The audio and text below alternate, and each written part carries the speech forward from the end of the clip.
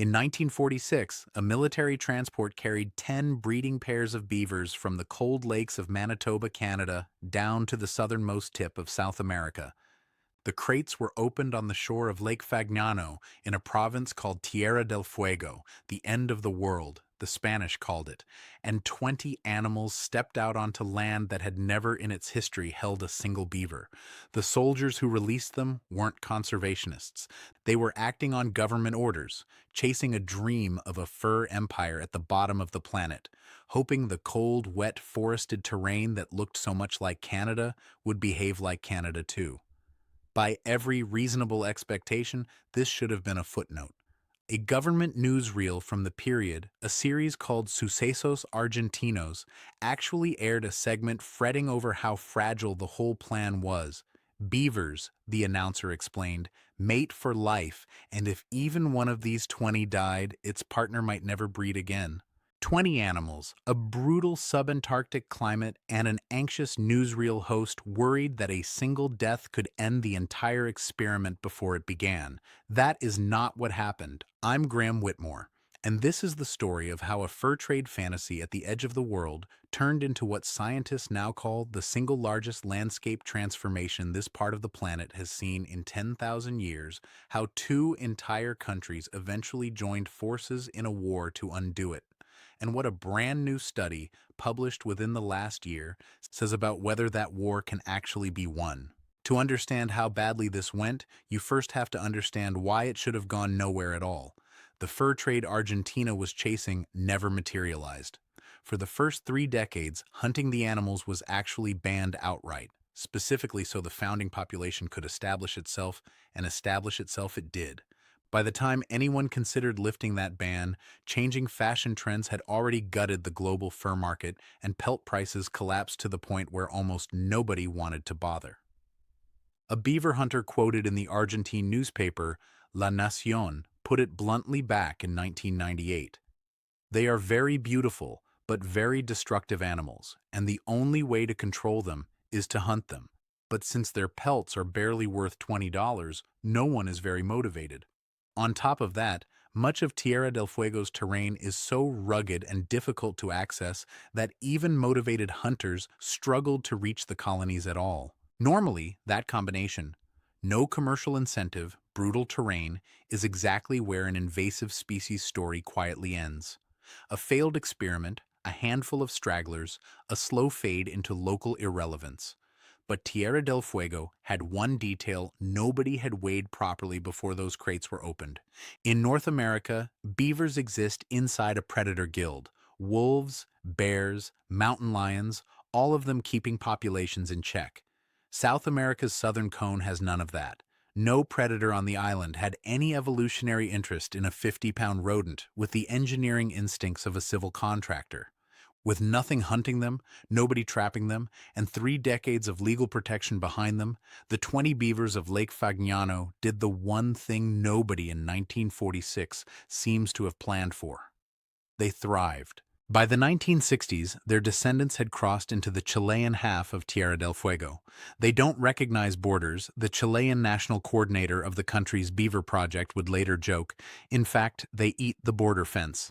By the early 1990s, beavers were showing up on the Brunswick Peninsula, on mainland Chile, which meant they had done something that should have stopped them cold.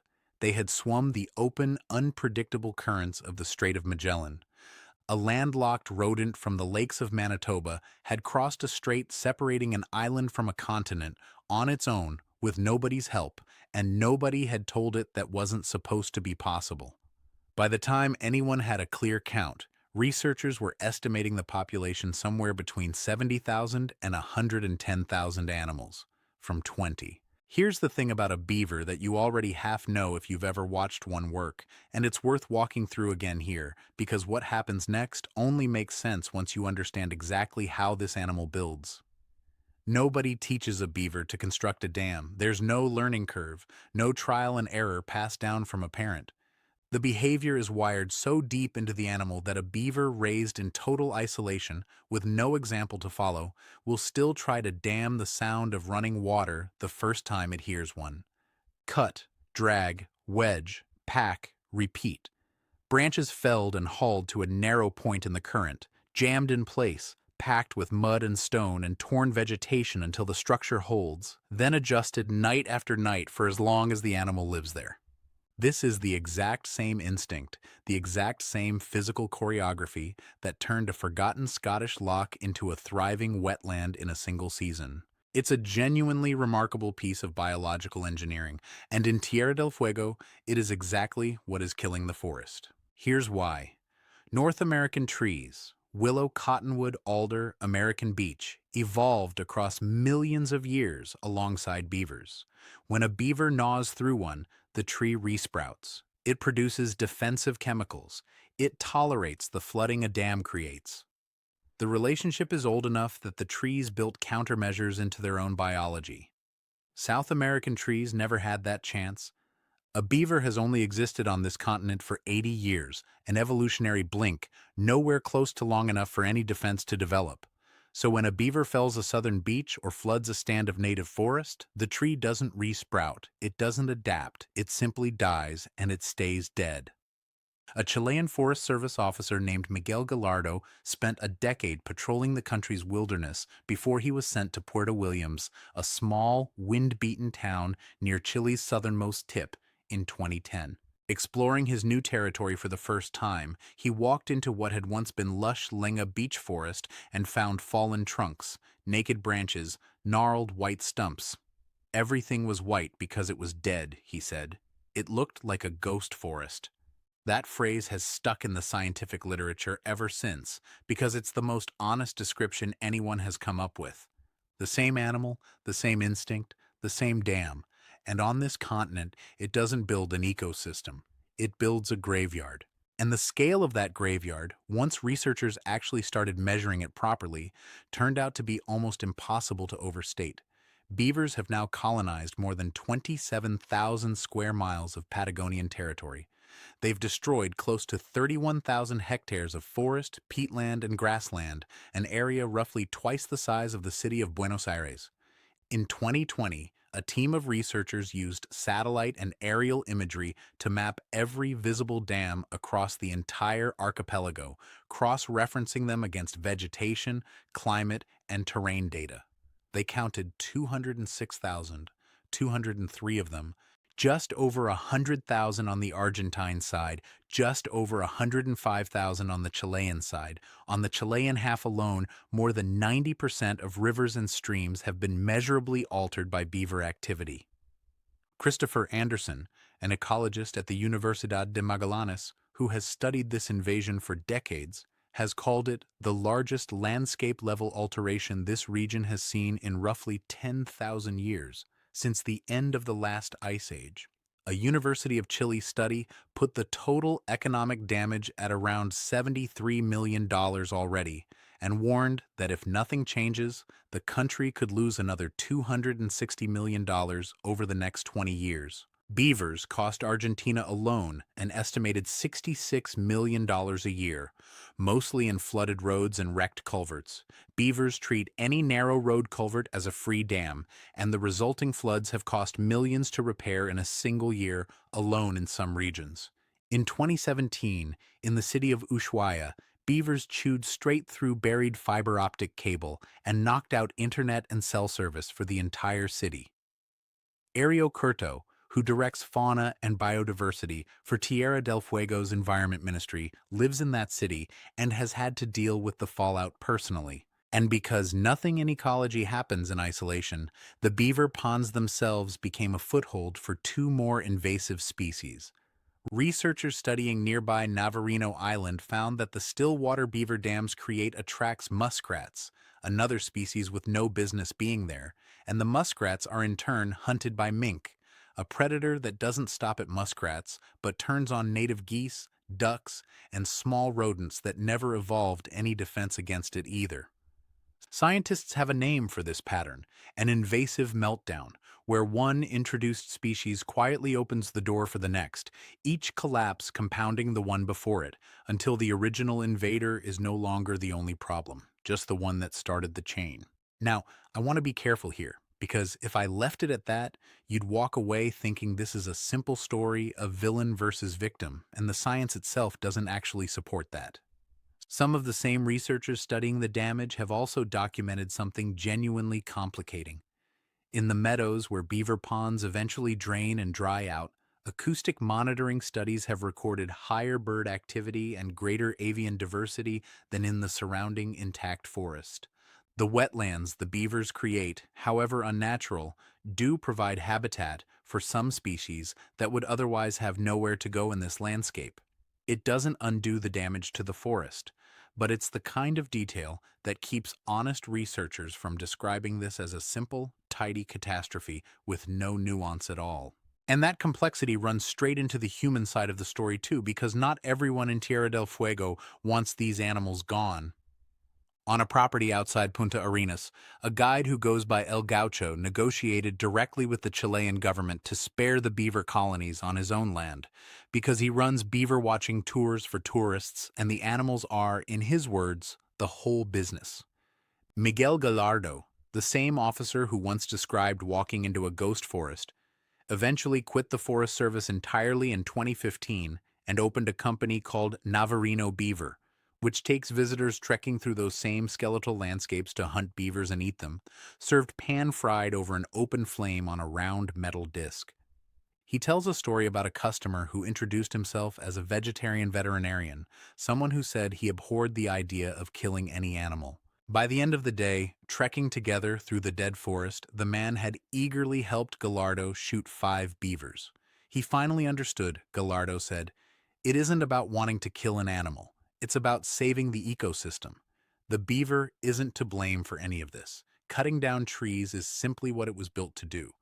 The blame, in his telling, rests entirely with the humans who put it somewhere it never should have been. There are hunters in the region who use an oily, castor-scented lure sold under the name Beaver Blaster to draw the animals out of their lodges. And there are restaurants that put beaver meat on the menu, marketed less as cuisine and more as a kind of culinary protest. So you have, on a single small archipelago, government scientists trying to eliminate an animal entirely, and tour operators and hunting guides a few hundred miles apart, building entire businesses around the public's fascination with the very same species. That contradiction hasn't stopped the official response from escalating, and it's been escalating for a long time. As early as the 1990s, both governments tried encouraging recreational and commercial hunting as a control measure, but with pelts worth barely $20, the economics simply never worked. So in 2008, Argentina and Chile did something no two countries had really attempted before at this scale. They signed a binational resolution declaring that simple population control wasn't enough anymore. The new official goal was total eradication. A feasibility study commissioned with input from researchers in New Zealand and the United States, 2 countries with deep experience eliminating invasive species from islands, concluded eradication was technically achievable, but put the price tag at roughly $33 million and warned it would require a sustained commitment of at least 9 years. Chile launched its own parallel effort on the mainland, hiring 30 trappers and 6 supervisors, many of them recruited from former Navy servicemen, to clear the Brunswick Peninsula and Dawson Island at a cost of over $2 million. Argentina, meanwhile, began hiring professional trappers, officially called restorers, to work its own most heavily colonized zones. And the beavers, it turned out, were a harder opponent than anyone expected. They are smart enough to use sticks and weeds to deliberately trigger a snare without getting caught in it. Between 2015 and 2018, 10 of these restorers worked across 7 pilot zones on the Argentine side, logging nearly 10,000 individual trapping episodes against 505 separate beaver colonies. In the mountainous zones, it took an average of 23 separate trapping episodes for every single kilometer of river. By the end of the pilot, they had caught just over 1,000 animals. It was real progress, the kind of hard data an eradication program actually needs to plan its next phase. It also made painfully clear exactly how much work remained and exactly how slow and expensive that work was going to be. And that brings us to right now, because this part of the story isn't finished. It's still being written in real time. A new study, led by biologist Pablo Jusem and published in the Journal of Wildlife Management, took that pilot data and ran the numbers forward to ask the only question that actually matters. What would it cost to finish the job, just on the Argentine side of one island? The answer came back at $31 million, spread across 17 years. Jusem, a researcher with Argentina's National Scientific and Technical Research Council, did much of his fieldwork walking the river valleys and forests of the Marshall Mountains for his PhD between 2015 and 2018, checking traps as part of the same pilot project his later study would analyze. He's described the experience in stark, simple terms. The first area where he saw beavers, he said, was a tree cemetery. It's sad, he explained, to walk through a beautiful forest and then find, right near the rivers, nothing but dead trees. His study confirmed that the trapping methods developed during the pilot do work, and that eradication remains technically feasible if the funding holds. But other researchers who've spent years embedded in this same program have started to say something more troubling, openly, on the record.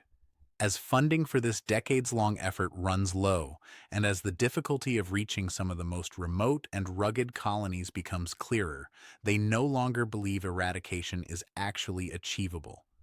Not because the science failed, the pilot proved the methods are sound, but because stopping an animal this capable, across terrain this brutal, may simply require more sustained money and political will than two governments are willing to keep spending on a problem most of their citizens will never see with their own eyes. Ario Curto put it as plainly as anyone has. Achieving eradication, he said, will depend exclusively on sustained political will. Nothing else. Not new technology, not better traps. Just whether anyone keeps paying for it long enough to finish.